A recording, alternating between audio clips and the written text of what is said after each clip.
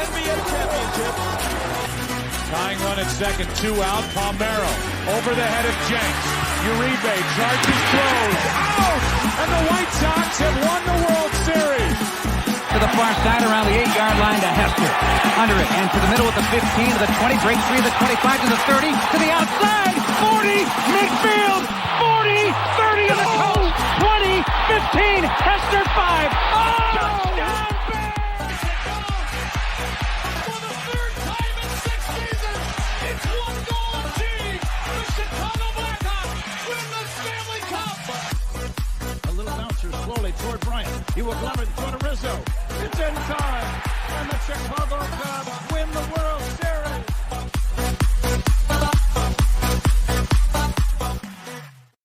What up, what up, what up? Welcome, Shawn and Maya in the morning on this TGI Mickey Ficky Friday. It's the weekend, baby. And I'm your boy, the SuperBack, Shawn Sierra. Thanks for tuning in. If you're watching us on Facebook Live, well, then I guess you found us on Facebook. And if you're not following us on Facebook, what? Go to Facebook, type in Sports Zone Chicago, click the like button, and now you're following Sports Zone Chicago. Simple. But wait, there's more. Go to the show's page, go to Shawn and Maya in the morning, like that page as well. So not only will you be following Sports Zone Chicago, but you'll be following Shawn and Maya in the morning as well. If you're watching us on our YouTube channel, excellent. And if you're not subscribed to our YouTube channel, for real, come on, man. Go to YouTube, type in Sports Zone Chicago, click the subscribe button, but also click the notification button. That's the little bell right there, right next to it. And that'll let you know anytime a show from Sports Zone Chicago is going live. Get it? Got it? Good. Now, if you're watching this on our mobile app, come on, man. Please don't tell me you didn't know we had a mobile app. What's wrong with you? Listen, we have a mobile app, so wherever you get your apps from, it doesn't matter where you get them from, whether it's iTunes or Google Play or Amazon or Walmart or Kmart or 7-Eleven, Zayre, Zemsky, Macy, Montgomery Wars, Woolworths, Weebolts, Goldblatts. It doesn't matter where you get them from. You go there, you type in Sports Zone Chicago, you download it. You take us with you on a go, so not only do you get Shawn and Maya in the morning 3 days a week, not only do you get our other live shows throughout the week, and not only are they archived there like they are on Facebook and YouTube, but I'll tell you what, we give you a slew, and I mean a slew of articles, thanks to my man Clarence Council III. Big up to Clarence for keeping you abreast of all articles Chicago sports related. Now, if you're watching this on Roku channel, I like that kind of party, baby. If you don't know, you better ask somebody at Sports Zone Chicago. We have our own Roku channel. So if you have a Roku television in the house, do us a favor. As George and Seinfeld would say, do us a solid, yeah? Actually, it's Kramer. Do me a solid, yeah? Download Sports Zone Chicago's channel to your television. Put it there next to all the big boys: Netflix, Hulu, Prime, HBO Max, Disney Plus, Apple, Paramount Plus, Stars. Man, when are they going to have the next series of Power come out on Stars, man? Anyway, I digress. Download us, put us on the big screen. Hell, we're on a big screen, right, Mickey now. You can also tweet this show. You can tweet us at Sports Zone Shy. That's CHI at Sports Zone Shy. Now, if you want to follow me, just me personally online. You want to know what I did? Let me tell you what I did. I made it nice and easy for you folks. Nice and easy. One handle for Facebook, Twitter, Instagram, Snapchat, and TikTok. All one handle at the Shawn Sierra. All right. You have a wonderful show, but I need you to get interactive. So whatever platform you're watching us on, leave a question or comment on that platform. It'll come up here in the thread. We'll put it up on the screen. We'll incorporate it into the show. And that, my peoples, will make what makes this the best the morning Chicago sports talk show around. And that's you. So bring them all, baby. Questions, comments, smart-ass remarks, because ain't nobody scared over here. And like The Rock said, baby, don't sing it. Just bring it. Let's check the chat, because we got a show. We're starting early today. Let's check the chat already. Levette Lee checking in the house. Good morning, Mama. Thank you so much for tuning in. I appreciate it. She's checking in early. Cornelia Squalls in the house. What up, what up, what up, Sports Zoners? My man Armando Emeterio. Lara Jr. My man Junior's in the house. What's up, Papa? Thank you for tuning in, buddy. I appreciate it. Oh, by the way, just FYI, happy anniversary to my man Junior. It was his anniversary yesterday. And yes, he was married on Halloween. And the great part about it is it was a memorable wedding, as he and his wife Patty were married on Halloween in costume in a cemetery. It's about 30 years. It's not 30 years now, huh? Is it 28, 29? How's Mondo? 27? About 28, 29 years. Coming up on 30 years. On Halloween in a cemetery, in costume. Junior was a werewolf and Patty was the bride of Frankenstein. Crazy, crazy, crazy. Happy anniversary, buddy. I love you guys. You guys are the best. Sean Walls in the Mickey Vicky house instead of Mickey Ficky TGIF, my loyal subjects. Black Diamond checking in early. What's up, Baba? He's checking in early. Yo, he's giving us his prediction. Prediction? Pain. Cardinals 31-17. Black Diamond says, woo, all right, Black Diamond, I see you. Junior says it's 28 years. Woo, Charlie, 2 more. Man. 2 more will be 30 years. And we got a great show. We're starting early at 9:30. At 9:30, my man, Frank Arriaga, is going to join us. He's coming on. We're going to talk. He's coming from WBM Network down in Dallas. We're going to talk to him about the White Sox new skipper, who just came from Bruce Bochy's Texas Rangers club. He's a coach over there. Want to see what the White Sox are getting. So Frank Arriaga is going to join us at 9:30. At 9:45, my man, PLR. All right, Paul Richardson from out in Phoenix. We're going to talk Bears with him. Bears Cardinals with my man, PLR. I'm reading some of the comments. At 9:45, we're going to talk Bears with my man, Paul from Phoenix. Actually, from Chicago, from the West Side. He's from the West Side, but he moved to Phoenix and never came back. He went out there and never came back. Hey, I ain't mad at him. That happened to my guy, Bob. Big shout out to Paul Richardson, and big shout out to my guy, Bob Graber, doing his thing out there in the PHX, the Valley of the Sun. And then at 10:15, Lorin Cox from the Locked On Bears podcast is going to join us. We're going to wrap it up with him. Got a short conversation with him. And we're going to, oh man, what the heck, Bobby? I'm sorry, people. Lorin Cox from 10:15. And I'm going to call it a week and get ready for it. We've got a busy show, so let's get it started, baby. What is it, the Black Eyed Peas? Let's get it started. Yeah, let's get it started. We got to do it. So you know how we do the first segment of every show, baby. It's called Top of the Morning. It won't come just when you want it.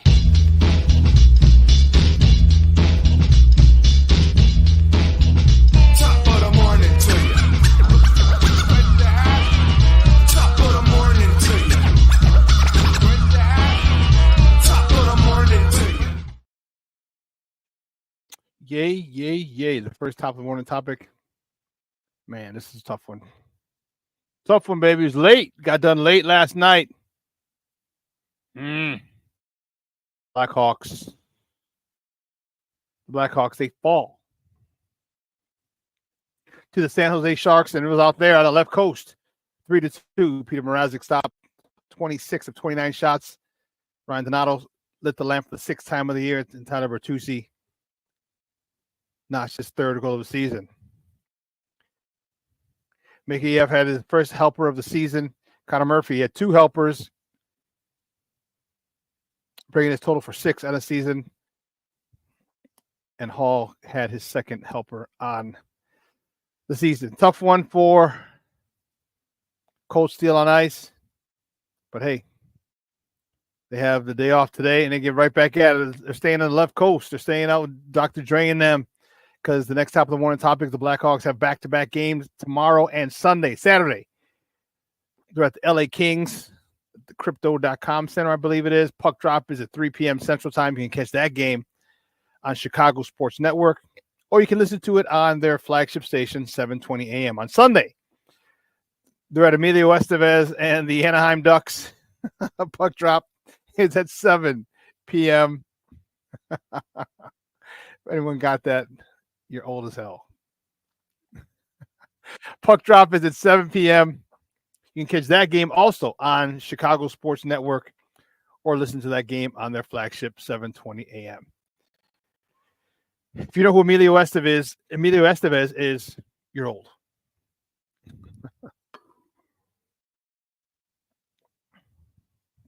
You're old. Anyway, keeping it moving. The next top of the morning topic, the Bulls. Only the Bulls Only the Bulls are Bulls. They travel to the Big Apple, to BK, to Brooklyn, representing BK to the fullest. They travel to Brooklyn to face the Nets. Okay. Well, that game is tonight. I'm sorry. Why did I put tonight?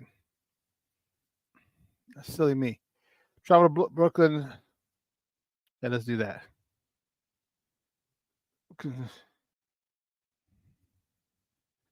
Here we go. There. Perfect.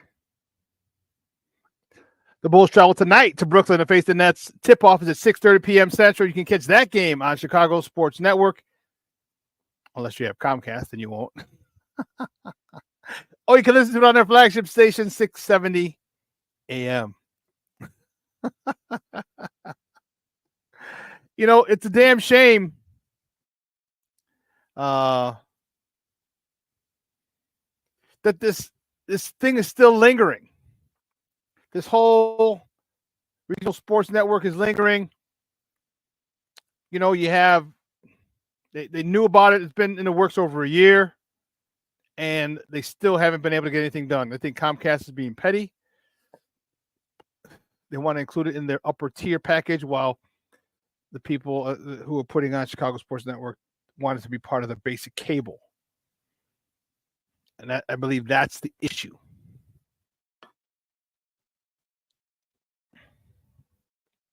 So here's a problem. Here's the problem with that. And the app is being held up as well, according to Lawrence Holmes, who on Twitter said the app should be out by Thanksgiving. The app is going to cost. The app is going to cost. And that's the problem. And you don't want problems. That's the problem. So what they're doing, and they don't want to, is here. Here's the problem. Is that you have teams that are not good. Okay? Teams that are not good. Bulls, not good. Okay. Oh shoot. Hawks, not good. White Sox. I can't even call them horrible because that would be an insult to horrible teams. And you want them to pay money. So I'm talking this through and I'm figuring it out what's happening. So this is the issue. They want to charge for the app. That's the problem. They want to charge for the app. All right. It's going to be $19 a month per team. Okay. Or it'll be $30 a month for all three teams. Or you can pay a flat fee of $300 for the whole year for all three teams. You're saving $60 if you do that. But who the hell wants to pay $300 to watch the Bulls, the White Sox, and the Blackhawks? And then compound that with the fact that now the Comcast wants to put it on their premium service, which means you have to pay more on your cable bill to get that channel. So if you want to get the channel and the app, you got to pay twice. Who the fuck's going to pay twice? People don't want to pay once to see these teams. That's the issue. That's what I feel is the issue. They don't want it, the Hawks and the Bulls and the Sox, or Reinsdorf and Wirtz, don't want it on the premium channel because they know people are going to pay for both.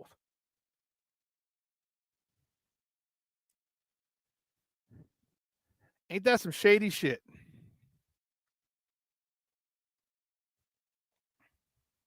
Now look, I get it. I understand revenue streams. And I hope nobody buys the app. I really do. And I'll tell you why. I hope nobody buys the app, because how are you going to charge us this shit and you suck?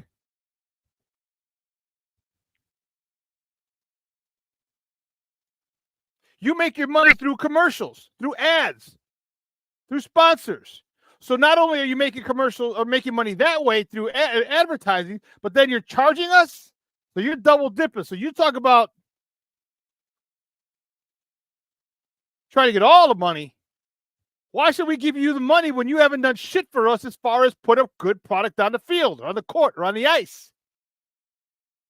Why should we do this? The more I'm talking about, the more annoyed I'm getting. So you want me to, or you want people in the Comcast to pay extra for this channel, and if they have the app, they got to pay for that too. Most regional sports networks have an app that you can use for free, because they understand, the team understands they're getting money through advertisements.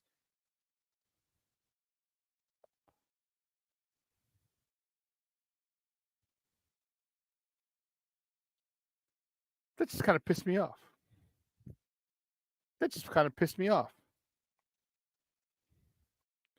But Shawn, you're right. It is about greed.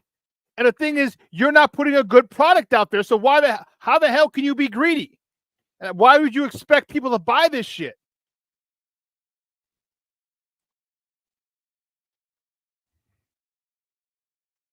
You know, truth be told, now I'm annoyed. I hope they don't get it. They don't have they don't come to terms with Comcast. I hope not. I hope that no one can watch this except a few thousand people that have AT&T Uverse and Direct, because we're not paying for it. Because I have AT&T Uverse. I see them all the games, pregame, game, and postgame. If I had to pay extra for it, you crazy as a mug. I ain't doing that. Not for those teams.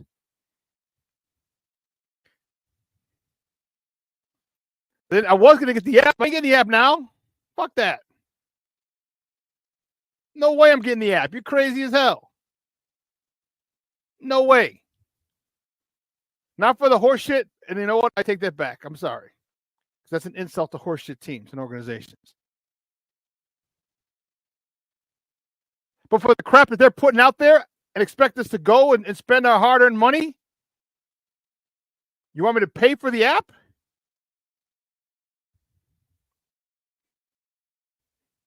I say, get the fuck out of here. With all due respect. You have the right to charge whatever you want. I have the right not to buy that shit.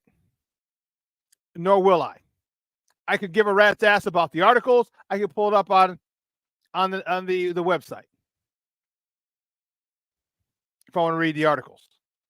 Truth be told, I don't need to read it in the app. It's too small anyway. Kevin Scott checking in. What's up, Papa? Good morning. Thank you for tuning in. I appreciate it. Patty Lauer is checking in. Good morning, Ma. Happy anniversary. I know your anniversary was yesterday. Jeremiah, good morning, Papa. Thank you for tuning in.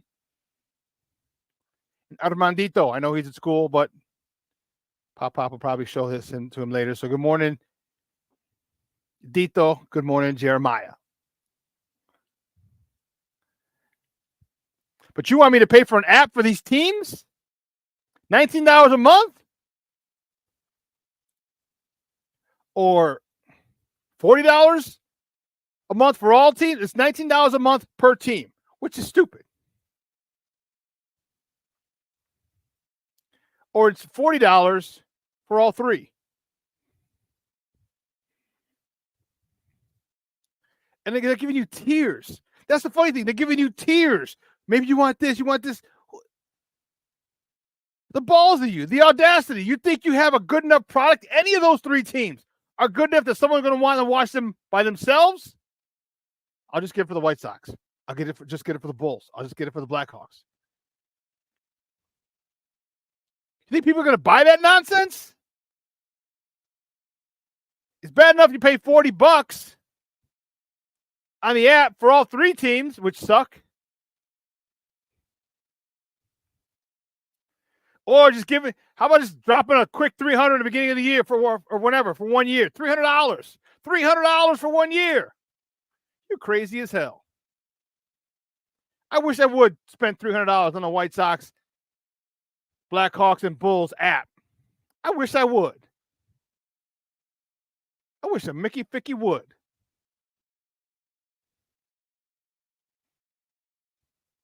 King Booker World checking in. What's up, Papa? I said salute, chat, and Shawn.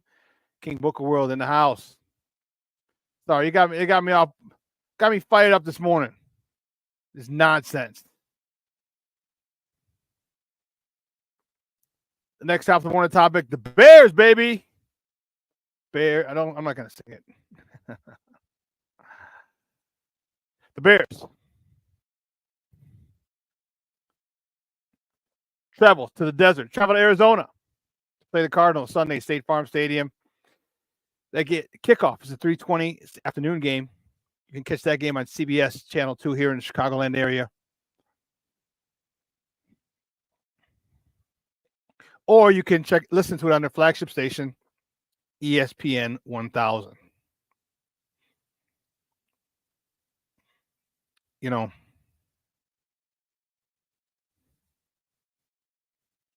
there's a lot going on, a lot riding on this game. A lot riding on this game. You know, I listened to the guys early this morning. I said, if the Bears win, there's a 70% chance that they make the playoffs. Okay? If the Bears lose this game, the chances drop to 40.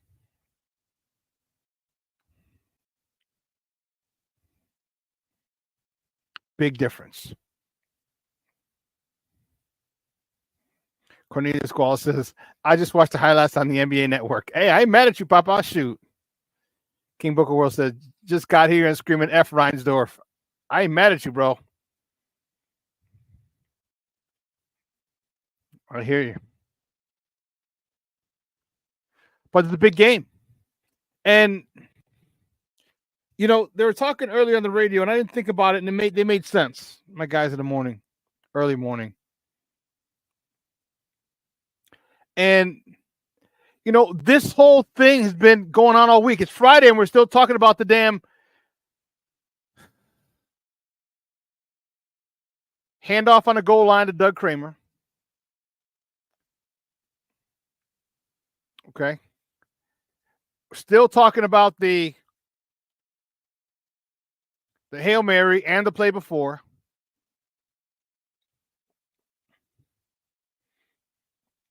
I think we should have been done with that. But I also think that the media are people that there's fault to go on both parts. The media and the Bears.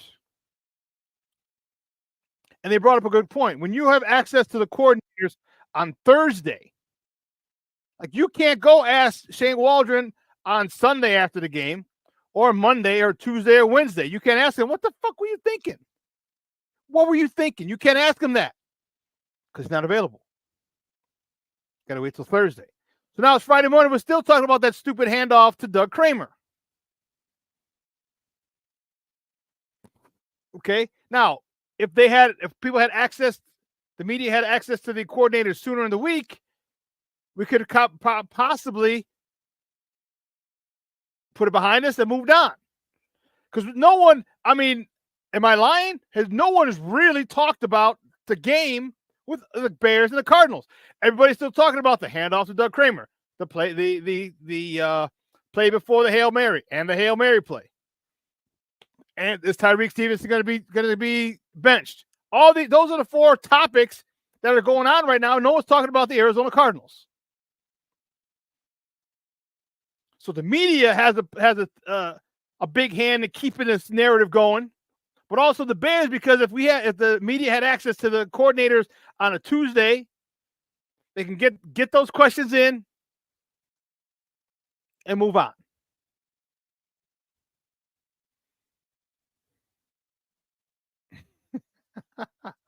King Booker Wilson. I'm sick of even hearing Hail Mary because I even turned the Tupac song. Come with me, Hail Mary.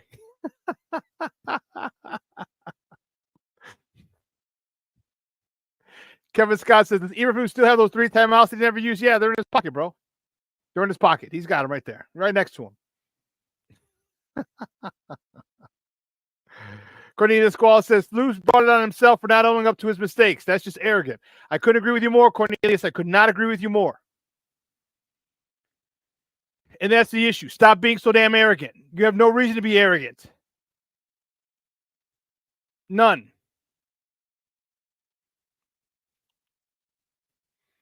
And you know what? Next time we're on the topic, Shane Waldron doubles down on the goal line run play and says he'd run it again. This is why people have a problem. We all see it. Football minds to the average Joe sees it. And I understand the explanation you gave. You said, well, when things don't work out, it's easy to look back, blah, blah, blah, blah, blah, blah. Why would you do that, though? Here's an example of trying to be the smartest guy in the room. I know you repped it a million times. I know you told us. But the fact is it didn't work. The fact is that when there are sure things, take the sure thing. The success rate with Kramer as a fullback, the lead blocker, and Roschon Johnson has been pretty damn good. You're not up 15 points, 20 points. You're down. You can't have misses like that and expect them to not bite you in the ass. You can't do that. So when you double down, God, it makes you look like it. It makes you look arrogant and stubborn. Arrogant and stubborn. Well, listen, let's take a quick break. On the other side of the break, we're going to welcome my guy from the Big D, Dallas, Texas. Down in Texas, baby. My guy, Frank. We're going to ask him some questions about the former bench coach for the Rangers and new White Sox manager, Will Venable. What are we looking for? What are we looking forward to? What do we have coming this way? Is he well respected? Does he have a good baseball mind? Is he a stickler for fundamentals? All these things. We're going to ask Frank on the other side of the break, so don't go anywhere, folks. Keep it locked right here. Shawn and Maya in the morning on Sports Zone Chicago.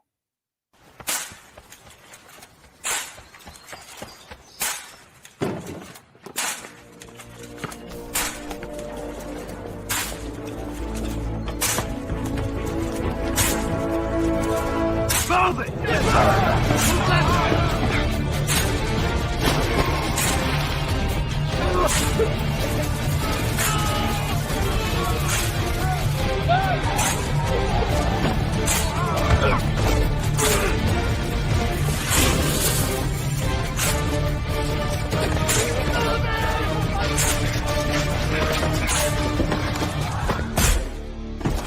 Many will hear the calling.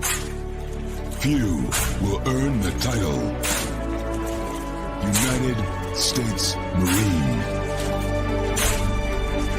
The few, the proud, the Marines.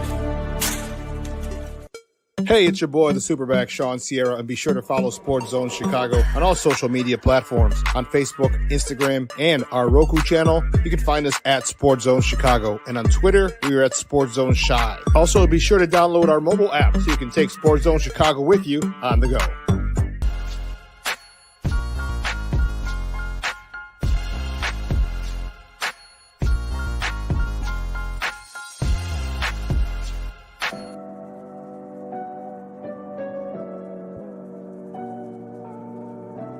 How do you take care of your mind health? For my mental health, I meditate in the mornings. I have my dogs.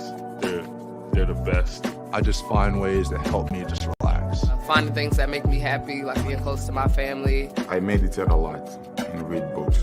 I have hobbies outside of the game. I'm able to switch off. I'm able to turn my brain off from the game of basketball. Your mind health matters. Your mind health matters.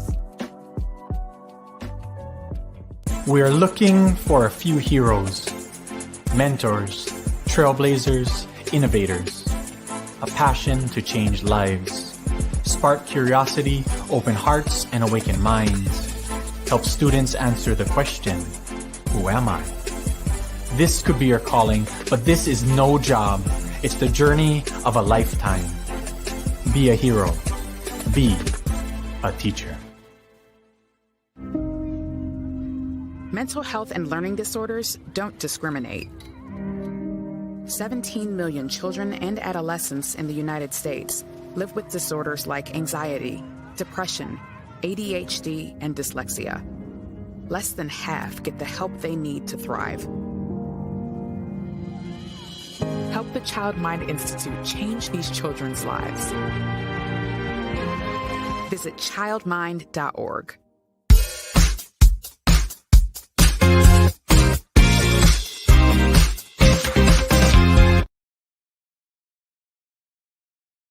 Quarter and right at the end here. To Swift.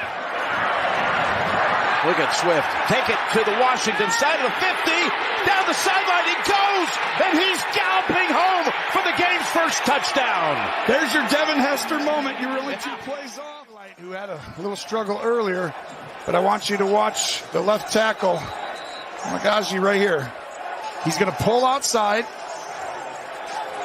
and go and get the corner safety and take out with his legs. Shin, the other safety. That was outstanding and couldn't have come at a better time for Chicago fans. Washington now, fans are a little bit like, come on, we've been dominating this game. You know, we were talking to Shane Waldron, their offensive coordinator, and spent a lot of time in Seattle. Knew he was going to go against the guy he saw all the time, Bobby Wagner, back in the day in practice when they were on opposite ends on the Seahawks. Welcome back to Shawn and Maya in the morning on Sports Zone Chicago. Those clips courtesy of CBS. Those are the good guys on Sunday. But the other team they call the good guys here in Chicago, thanks to our drunk uncle Hawk Harrelson, my White Sox had a utterly embarrassing season. Okay? 121 losses sets the record for the most losses in modern day baseball. The talent that was acquired was wasted. Okay, and Rick Hahn acquired, and hats off to Rick Hahn. He fleeced a lot of people. The development of these players was non-existent. And they lost 121 games. They pretty much jettisoned almost everybody except for Garrett Crochet, Lou Bob. They just refused to. They declined Yoan Moncada's $25 million option, so he gets a $5 million buyout, so he's a free agent. Horrible. But they made a new hire. They have a new manager. So we're going to talk, and his name's Will Venable, and he's coming from Texas. I'm going to talk to my first guest is going to give us a little insight on him because he's down in Texas. Excited to talk to him. He's from he's a founder of WBM Network. You can find Frank on Twitter at WBM_network. Guys, just welcome back to Shawn and Maya. Frank Arriaga. Frank, what's up, buddy? How are you? How you doing? Good morning, sir. Man, let me tell you, I am fired up. You got me playing behind you or something? Do you hear an echo? Because I hear an echo. Sorry about that. Let's try that now. All right. How you doing, sir? No, I still hear the echo. Must be one of those echoes. You guys still hear the echo? You guys watching the show? Try that now. It's been crazy over here.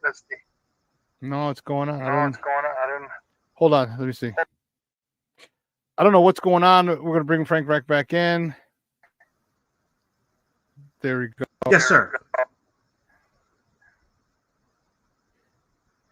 Okay, I have it. You have me on speaker, right? Yes. Okay. You don't have a headset. That's where we're getting this. Oh, let me get a headset. All right, cool. That'll help.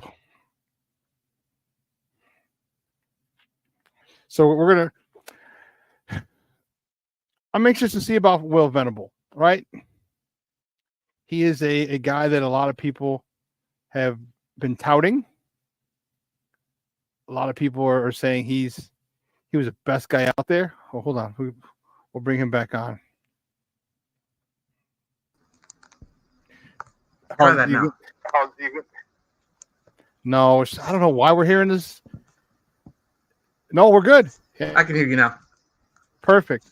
All right, so we're getting Will Venable. Will Venable is coming over from Texas. He's on a Bruce Bochy staff, a guy I wanted a couple of years ago, Bruce Bochy. I mean, he didn't do anything except win a World Series. What are we getting in Will Venable? You know, because it looks like, here's the thing, Frank. The White Sox have done this repeatedly, except for the Tony La Russa thing, and that's they're trying to be a make good for in the 1980s when Hawk Harrelson fired him.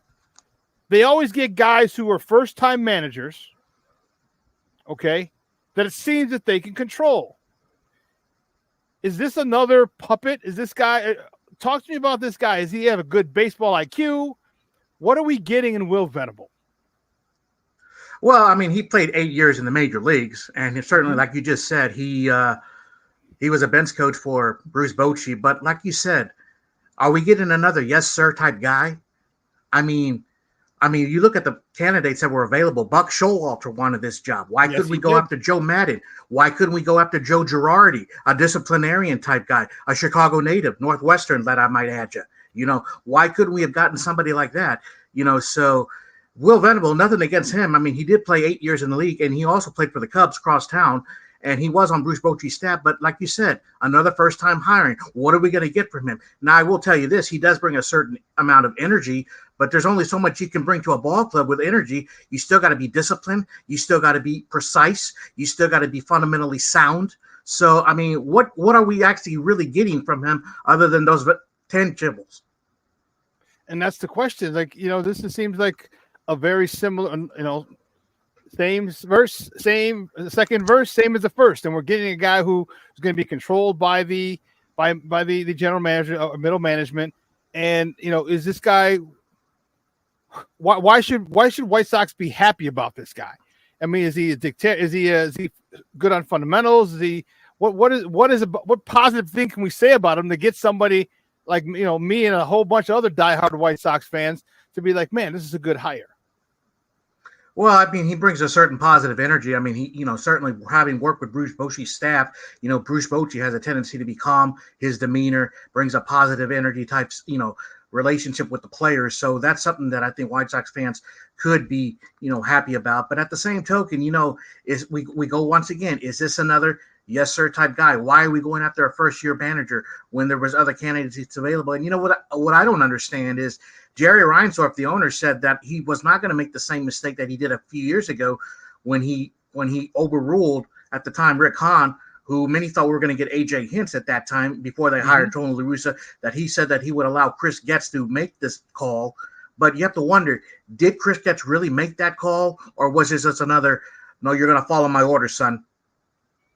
And that's what White Sox fans are wondering, because this has been an abysmal year. All right, 121 losses is god awful. I mean, you know, I give my Cub friends a lot of shit, you know, for being Cub fans. Man, they have something on me. They can, you know, bring it back forever. You have the worst record in the history of modern day baseball with 121 losses, the most losses ever. So that's frustrating for Sox fans. And you know what? The thing is, you know, can this guy, what kind of improvement do you think this guy can foster with this team? Yeah, absolutely. And you have to wonder what the White Sox thinking is, and hopefully that they'll be able to be successful, and, you know, he'll be able to bring a fundamentally sound. This is what this team needs. We need fundamentally sound baseball on the South Side, like we used to have. We've got to be able to, you know, even Jerry Reinsdorf himself said it a while back. He admitted it. He doesn't like the home runs. So if you don't like the home runs, why are you going to get up there another guy? You know, get somebody who knows how to bunt, steal bases, play defense. You know, and they have those guys. That's the problem. But people don't work on bunting, and that's the issue. And that's what I'm hoping. That's why I know it sounds like a get off my lawn segment, but why I was such an adamant proponent of Ozzie. Like Ozzie was the guy who'll make you bunt. When baseball situations call for certain things, and nowadays everyone looks at the metrics and they look at the stats and the numbers, and that's not baseball. That helps baseball, but that's not baseball or any sport. And analytics are playing too much, are moving too, infringing on sports too much. And there has to be, they got to go with a gut feel. There has to be a situation where you have to do what the rules of the game, the fundamental rules of the game call for, and that's bunting or getting the ball to the right side or things of that nature. And is Will Venable one of those guys who's going to work on the fundamentals? Because I said, it doesn't take long. You can work on bunting literally 5 minutes a day. 5 minutes a day is all it takes. Was that 10, 12 pitches, 20 pitches maybe? All right, 5 minutes, and then boom, you're done. But when you need it in June, July, August, September, okay, you need a bunt laid down the right side or to the left side, it can get done. Is he going to help us as far as getting the fundamentals down? Because we need it. Well, certainly, in some of the tapes that I've observed and some of the spring training that I've seen with the Rangers over the last couple of years, with him being with Bruce Bochy, there's signs that, yes, he can. Yes, he does do that. But at the same token, it's one thing to be a bench coach. It's another thing to be the manager and make the call, the tough call, as a matter of fact. Yeah. So that's going to be a big, big question that I'm sure a lot of people, in particularly White Sox fans, are going to be talking about is, will he be able to make the big call at the big time, when it matters most? And, I can't answer that right now. We're just going to have to wait until spring training develops. But I tell you one thing, that if it doesn't work, if it was one of those typical interviews and hiring that the White Sox management felt like, yeah, this is our guy, and he doesn't do it, I know a lot of the White Sox fans are going to be like saying, oh my God, here we go again. Yeah, and that's the thing. That's the thing we're worried about. We're worried about that exact thing. Okay, getting a guy who is a puppet, for all intents and purposes, a puppet. And that's the thing. I was actually gonna have my producer. You see the background on the screen. We have DeAndre Swift. I was gonna have a picture of Will Venable and put another puppet. And I was like, no. I'll let Steve do his thing, because that was the thing I wanted for the background and for the thumbnail. But it's frustrating, man, as far as the White Sox go. So where do you see this team going this year? Do you think we can lose only 100 games? Because a 21 game improvement is huge. It doesn't matter what, and we'd still have 100 losses. Do you think that's possible with this guy? Well, certainly, I don't think they're going to lose. There's no way on earth you can, top what they did. But I mean, there's going to have to be some improvement, and I think there will be improvement. I hope someone says, "Hold my beer." I don't want Will Venable to say, "Hold my beer." No, but what this said, this is not a good roster right now. Let's be honest. It's not a good roster. Mm-hmm. I mean, there's going to be, and management has already said that they're not going to spend a lot of money on free agency. So, I mean, that's already one checklist off. That's a negative, and we haven't even begun free agency yet. We haven't even begun really the offseason until yesterday, with the possible exception of declining Yoan Moncada, which, by the way, I think that was a good decision because he just can't stay healthy. But with that said, I mean, yes, the White Sox farm system is ranked 11th, but it's an unspectacular 11th. So, I mean, when are you going to call up Colson Montgomery? When are you going to call up some of these other guys that are supposed to, deliver? And at the same token, either you're going to have to be very creative when it comes to trades. You're going to have to sign some free agents that are, low marquee. Juan Soto said yesterday he's open to all 30 teams, but let's be realistic. I don't see Jerry Reinsdorf opening as much as that would be awesome. I just don't see that happening. But at the same token, you just never know with this franchise. But certainly there's going to have to be some sort of you got to, in entertainment, they always say you got to create that wow factor. White Sox, they have to find some way to create that wow factor to the fans. Yeah, there's no wow factor here. So it looks like it's going to be another year of probably 100 losses for the Southsiders. And that, my friend, really, really sucks. Listen, Frank, I appreciate the time, buddy. We will talk soon. Hey, do me a favor, though. Let everyone know where they can find you and your work online. Frank Arriaga at WBMnetwork.com. That's my Twitter. We're also available on Instagram and our YouTube channel. So, yeah, that's where we can be found. Great stuff, buddy. I appreciate it. You have a great weekend. Okay, what's the weather down there? Oh, it's going to be in the low 70s. Kind of cool. We finally got some cool weather. Get a cold for you guys. Well, we got some rain yesterday, some much needed rain. So yeah, we gone nearly 30 days without a drop of rain. So that definitely helps. So anytime a cool front comes in, it's always a win. Oh man, dude, that's crazy. So, hey, well, you be safe. Hey, watch out for all those floods and those big puddles over there. All right. You too. Stay safe, my friend. All right, buddy. We'll talk soon. Thanks. I know, guys. That's Frank Arriaga from Dallas, from WBM Network, down there talking a little White Sox with your boy, and that was funny. 30 days, low 70s. It's cold. It's cold. Dude, we love low 70s. 70 is still short. Hell, it's shorts weather at 40 degrees. Hey, listen, we're gonna switch gears real quick, and we're gonna talk a little Bears. My next guest is a good friend of the program, and it was 6 years we've known each other. That lucky Uber ride, aren't we? Man, he's from the Sports Kave out in Phoenix, credential at all the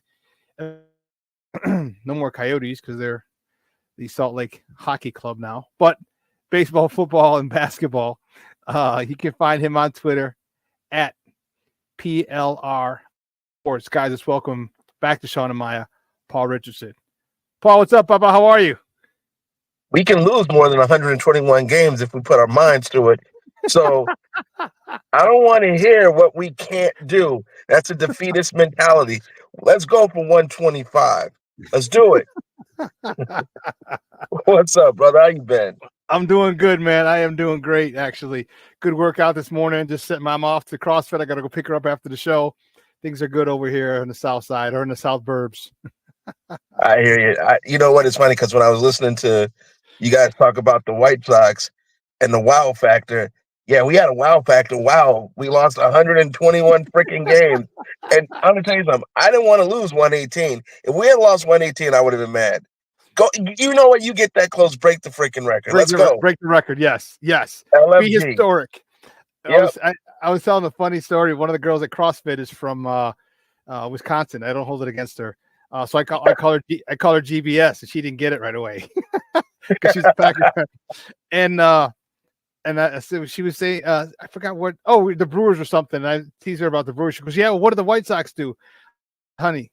We were historic. Okay, we will never be forgotten. Let's remember that. We will never be forgotten." So, but we got a big game out there. Our boys leave tomorrow. Should get down to the AZ tomorrow, and in preparation for Sunday's game, a 3:00 game. So it's a national game on CBS. How difficult in the beginning of the year? It looked like an easy win for the Bears. All of a sudden, I don't know if it's that easy. Marvin Harrison started to put some numbers up. Kyler Murray is still Kyler Murray. We had some problems like you saw last week with a mobile quarterback, and this dude here, he looks like one of those I want to call him like the muscle hamster. The way he runs. What kind of game are you expecting on Sunday? You know what? See, this is really what I think. I think Caleb is going to kill them. The Cardinals do so much right offensively. You know, there's some names you left off, like McBride is an incredible tight end and a great target for Murray. And James Conner, honestly, is running as well as any other running back in the NFL right now. The problem the Cardinals have, if the Bears can exploit it, is they're number 27th in the league in defense. And they're number 26 in the league in passing defense. They just can't stop the pass at all. And so if the Bears can find a way to exploit that through play action or just dropping back, letting it rip, they will feast. The problem, though, is they can't fall behind this team, or they can't let the Cardinals stay close because they're called the Cardiac Cardinals for a reason.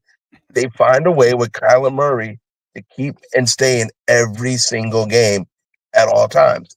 Because I don't know how much you've seen him, but if he's out in the open running quarterbacks, as you just said, you're not catching him at all. No. It is funny. There was a game earlier, and it's escaping me. But as soon as he turned the corner, he put his hand up. Dude, you're 40 yards from the end zone. You already have your hand up because you know he can't be caught. So that's a real problem for the Bears this weekend. And that's the one thing. And you say that, you mentioned struggles we're having in the pass defense. That concerns me. All right. Indianapolis Colts are giving up 250 yards a game when we faced them, and they held us under 100. So I think that the one thing that I think that is the issue is that maybe Shane has adjusted, because Shane's getting ripped over here, dude. He's getting raked over the coals, and rightfully so. Him and Eberflus. But hopefully he's learned his lesson. Hopefully he realizes the run is going to set up that pass. If we can continue to run the ball, all right. DeAndre Swift that dude's a baller now. Man, He's got 5 yards to carry. Big touchdown run last week. Another touchdown run earlier in the year up the middle. He's lathered up. He's in a groove, and that opens everything up. Now, tell me about Caleb, because Caleb has some issues that he missed a lot of open throws last week, and I put some of that on the fact that he's going home for the first time. He's from DC. Actually, one of my good buddies from college was his high school coach. Was at the game. But you're playing in front of all your people. You're playing in front of your hometown. You're going to get nervous. I attribute some of his missed throws to that. Talk to me about why you think Caleb is going to have a good game against this team, okay, when he had a poor game last week. I don't think the Bears can play offensively as bad as they did last week for that long of a stretch. Watching the Bears game last week, and I watched the Bears and the Cardinals, the Bears didn't run a structure; they ran plays. And you're a running back, so you know what I mean. They ran plays to run plays. Nothing really set anything up. So every time they got in a groove, they put themselves out of a groove. For example, they're moving the ball, and then they decide to run in reverse. That was a negative play. Why? You're jamming the ball down their throat. Everything you're doing is working. Why get cute? You get the ball on the goal line then, and you give it to a center who has tape on his thumbs and Flexall elbow pads on his elbow. Why get cute? I think that the Bears will learn something from last week and get rid of all the cute stuff and just run offense. For the Cardinals, when you just run offense on them, that's a problem. They just don't have the bodies, and they're down linebackers. They have a linebacker that's out for the year with an injury. They have a couple other people dinged up in the secondary, a couple of people dinged up on the line. They're just I get next man up, but the Cardinals defensively, they're just running out of bodies. So if the Bears can put structure together with their plays, that's going to be a real problem for the Cardinals this week. Guys, we're joined by Paul Richardson, PLR, also known as PLR. He's from the Sports Kave out in Phoenix, talking Bears football here on Shawn and Maya in the morning on Sports Zone Chicago. And that's the thing I'm wondering, because Shane had the one thing I'm really happy about Shane, and Shane was making me look like an idiot first couple weeks of the year, Paul, because I was saying all offseason the best acquisition, the most important acquisition this offseason was Shane Waldron. In the first couple games, man, that offense was putrid. And then now the last few, except for last week, the 2 games prior, they scored 5 offensive touchdowns consecutively for the first time since 1956. They look good. He's the running back, and he had a bad game. So I'm not ready to throw him out yet, because we're allowed a bad game. I get it. I want to see what he's going to do this week, because if he can get back, if he score 4 or 5 offensive touchdowns, okay, then I'm back with him. I understand a bad game. Believe me, I played football since I was 10 years old. Okay, I get it. You're allowed a bad week or a couple bad games in the season. I get it. And if he resorts back and we start putting some points up, I'll be happy. The offensive line, though, was the issue for me. We're Nate Davis, I don't know what the hell happened to him. 3 years for $30 million, 10 apiece. He didn't want to practice. Tevinjenkins is always hurt. Do we have anything to worry about as far as the defensive front with this Cardinal team? And that's where the concern is with me, because when you're ranked number 27, then you have injured linebackers and kind of a poor secondary, obviously minus Budda Baker. If that defensive front gets no push, you're leaving everyone else on an island. Yep. And that's where I think the Bears can really take advantage of the Cardinals this weekend, because if the Bears are able to fire out, and as opposed to always dropping back and pass blocking, I really think that they will be fine. They have to establish the run against the Cardinals. It is an absolute must. It will set up everything. And I will tell you this, you want to control the ball against the Cardinals. You do not want Mighty Mite on that field for long stretches, who's throwing to Marvin Harrison Jr., who has found a way finally to find some type of connection with Kyler Murray. The more they're on the field, the more there's a problem. You almost have to play the Cardinals like you're playing the Ravens. You need to keep Lamar Jackson off the field. You need to ball control. If you don't do that, if the Bears don't do that this weekend, believe me, the Cardinals are better than people think. Jonathan Gannon is coaching his ass off right now. And they're in a rhythm. And like I said, you played football, like you said, since you were 10. They found an offensive rhythm. And even though that defense has been porous, they're not giving up like large point totals. They're giving up the yards. They're not letting you get in the end zone a lot. So this team is playing real well. You cannot let them get an offensive rhythm. And the only way you can do that is to control the ball. And can the Bears do that? Let me ask this. Have the Bears done anything to show that they're disciplined enough to do that and control the ball with the running game? They have, but it's been against poor teams. And I'm okay with that. But now the question that I have, and not for you, just the question that I have, is Waldron going to be disciplined enough to do it against another team, a team that can score a lot? And when you know that this is what you need to do to keep Mighty Mite, as you call him, and Marvin Harrison Jr. off the field, is he going to stay disciplined with the run game? I hope he does, because if he does, man, it'll be good. Because we got to get these next 2 wins and finish that beginning stretch 6-3. I was hoping we get 7-2. I thought we could go 8-1. We really could have, but we're here now. We can finish up 6-3 before we start 6 of the last 8 games are against division foes. So I think will he is the question, because he's done it against other defenses that are poor. And if he realizes that they're having an issue, I hope he doesn't get too cute and say, well, let me try these quick little things. Let me hand off to Doug Kramer on the goal line. Okay, dumb shit like that. Okay, which he's still getting raked over the coals for, and rightfully so.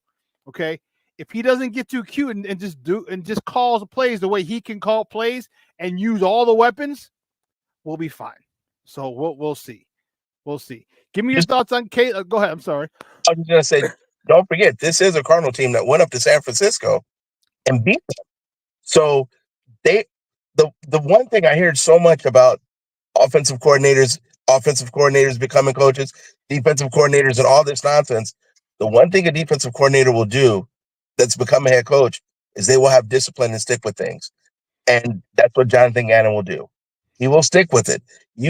He's that guy where, okay, well, we rush for 2 yards. Okay, we rush for 2 yards. We rush for 2 yards. Well, you know what?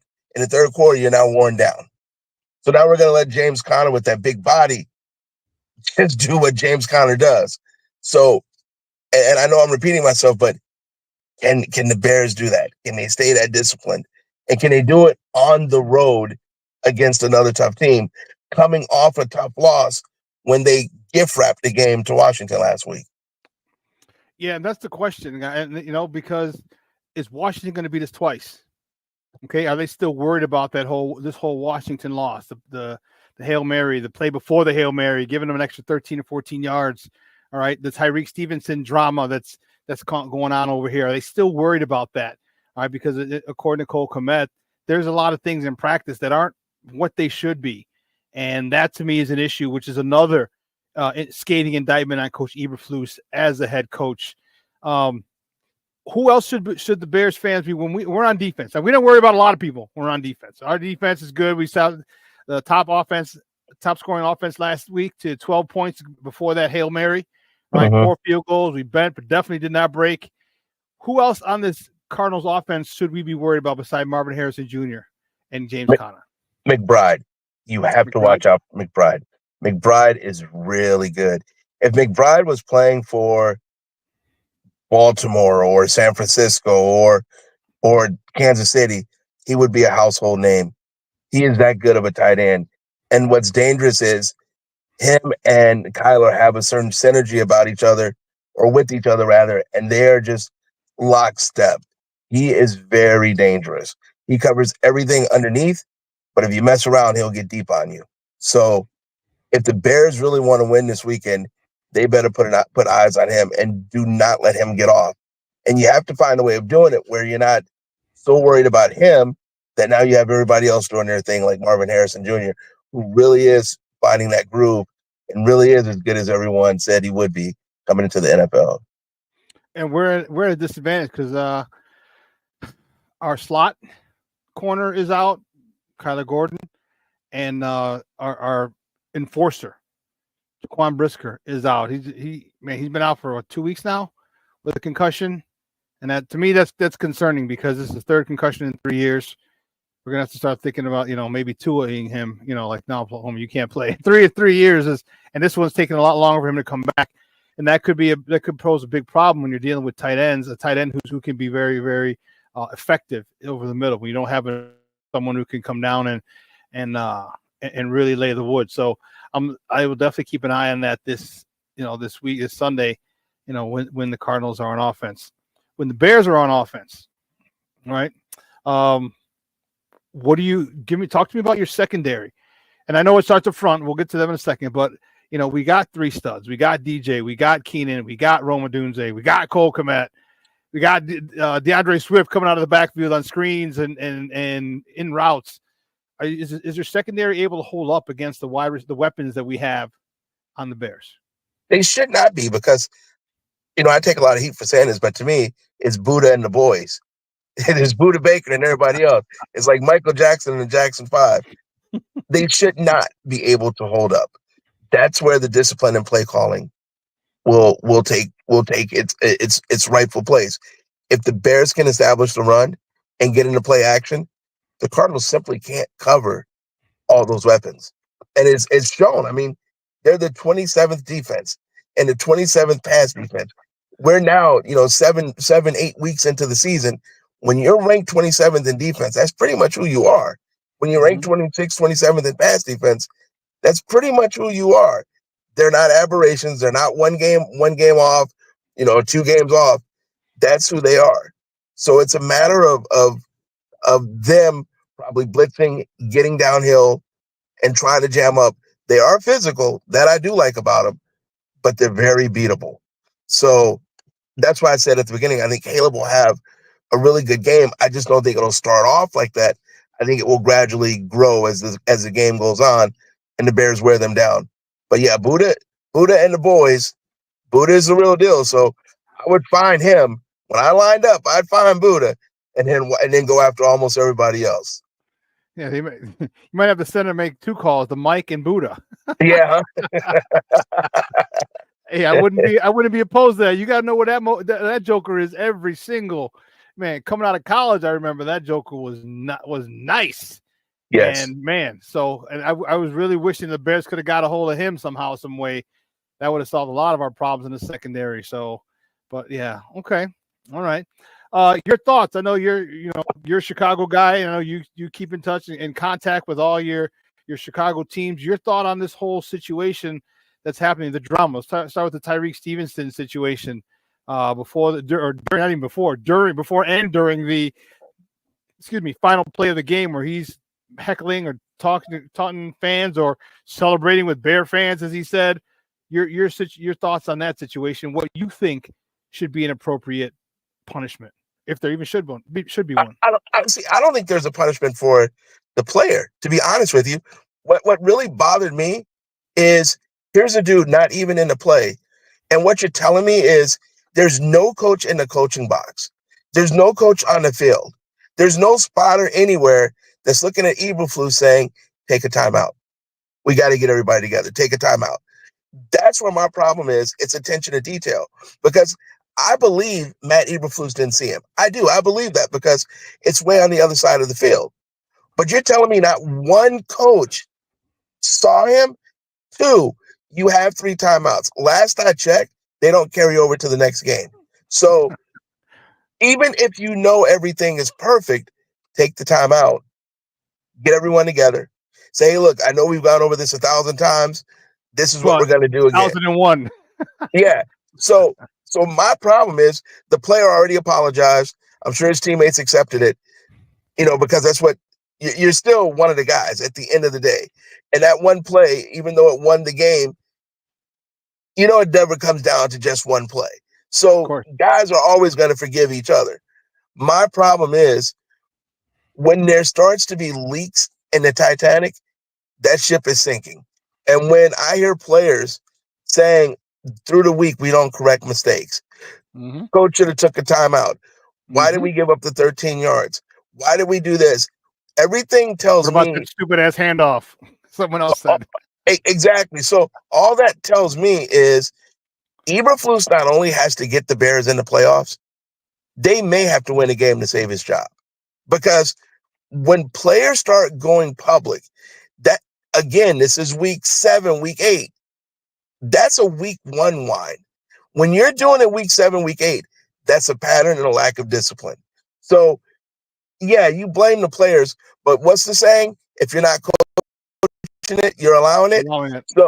So my problem, even though the player did what he did, look, we've all coached before. When we see something going on, we time out, we reel them in, we give them positive feedback or get through their butt, whatever, and then we send them right back out because we have confidence in them. He's letting this happen. So from the outside looking in, and then the worst part is, as a coach, you walk up to that podium and you say, you know what? I don't care what my player did. That was on me. I let this happen. It will not happen again. We should have had everyone in the right spot. This is what we should have done. The buck starts with me. It stops with me. And I guarantee you as the coach, this will not happen again. Not one player would have came out because he owned it. But when coaches point fingers, players don't like that. So I think the problem is the coach. When I look at it from the outside, from the people I spoke to in Chicago, and I will be very surprised if this team does not make the playoffs and possibly win one game, that he's back. Yeah, you see the banner at the bottom, coaching matters. And my question is this: why did he feel comfortable enough to do that? Because I'll ask you this question. Do you think anyone on the 85 Bears would have done it? You think anyone on the 86 Giants would have done it? You think anyone on the 2000 Ravens would have done it? You think anyone on the 2006 Bears would have been hanging out and jawing with the fans? No, they wouldn't have, because that's not what's allowed. You know darn well, because first of all, if we're talking back in the 80s, you'd have got punched in the mouth. There'd have been a fight in the locker room after the game. Somebody would have come up and punched. Mike Singletary would have punched you in the mouth. Dan Hampton and Mike Singletary and Mongo might have had a fight amongst them. Who's going to hit him first? Because that's just not allowed. So, Mike, and that also leads to a scathing indictment to Eberflus that a player felt comfortable enough to do that. That you could go there and not worry about repercussions. The play's about to happen, but you're still jawing over here, and that's a scathing indictment. That's where I have the issue. Like, why does he feel comfortable? As like when people talk about you, like, wait, why does he feel comfortable telling you what kind of person I am or how he feels? You know what I mean? And that's why I have an issue with this dude. And personally, I think he should be benched. I think he should be benched. If I'm Eberflus, personally, I'm like, look, you don't do that here. You send a message to the team. All right, like, all right, this is maybe it's a half. I'm starting at a half. I'd say the whole game and say, hey, if we lose, it's because you want to go act silly. I say minimum a half. Go ahead. But here's the problem. You can't do that if you don't take responsibility as a coach. If you take responsibility as the coach and you say, this will not happen on my watch again, I guarantee it, this was on me, then you can go and bench him. But when you come out with 13 yards, didn't matter here or there, well, this didn't matter, you're already throwing your hands up. Let me ask you this. We don't even have to go back to the 85 Bears. Would that happen under Tomlin? So we could stay right in today's coaching. That wouldn't happen under Tomlin. So and to me, that's the barometer of coaches right now. So would that happen under Andy Reid? No. Nope. So once you give that little piece, that's a wrap. So that's why I'm saying, can he get the locker room back? When your locker room feels comfortable, like you said, comfortable to celebrate, they're comfortable going to the media. Not one guy, 3 and 4 guys to criticize you. When was the last time an active player criticized Andy Reid or Mike Tomlin and still thought they could get in the facility and get a check? It doesn't happen. So that says the ship he's running right now. Yeah, it does. And it's unfortunate, man. So I don't know. Give me a prediction. What do you think the score is going to be on Sunday? Last time I picked the Cardinals to upset the Bears, and the Bears kicked their ass like it was no tomorrow. So I think the Bears will win this game because they almost have to win this game. And I know that sounds crazy because I hate when people say, oh, they wanted it more. I think that's bullcrap. Everybody wants to win. But I think the Bears have something to prove, not to the rest of everybody else, but to themselves. That last week was a fluke and that they gave it away. And like you said, they don't want one loss to then turn into 2 losses. So I think the Bears are going to be okay. I think they're going to exploit the porous defense that the Cardinals have. And I think they'll come away. I don't like doing points, but I think it'll be a comfortable win for them. Okay. No points, huh? No, I don't like points. I hear guys get on there and say something, oh, they're going to win 27-24. Oh, okay. I'm not a bettor. So every time I try to bet, I lose. So I'm out. Although I did tell someone last night, take the points with the Jets and take the under, and God darn, I should have bet. Every time I tell someone to do something, it works. When I listen to myself, it doesn't work. But I think the Bears will win. And I don't think it'll be a nail biter. I think it'll be one of those Cardinals trying to come back at the end, but the Bears hold on. I just think they will come out ready to play this weekend. And then out there, look, I like the Cardinals. I love the Arizona teams, especially the Suns, who I think are going to do very well this year. But I'm still a Chicagoan at heart, and that will always be. In fact, if you can see this, got the Blackhawks t-shirt going on. Like you said, the Utah Hockey Club stole our team, and they're still getting 12 fans like we did, so more power to them. Roll out, Salt Lake. Great stuff, buddy. Too bad I wasn't able to make it this weekend, man. It'd been good to have a smoke with you. I have to head out there soon and get another. I know, man. Last time we were out here, you had me out too late. I'm an old man now. I like to go to bed with some warm milk around 6:30. Messing around with you, I didn't get in till late. So we definitely got to do that. I got to get back to Chicago too because it's been too long. Excellent, man. We'll be in touch soon, man. Thanks a lot. I appreciate it. All right, brother. Anytime. Talk to you later. All right.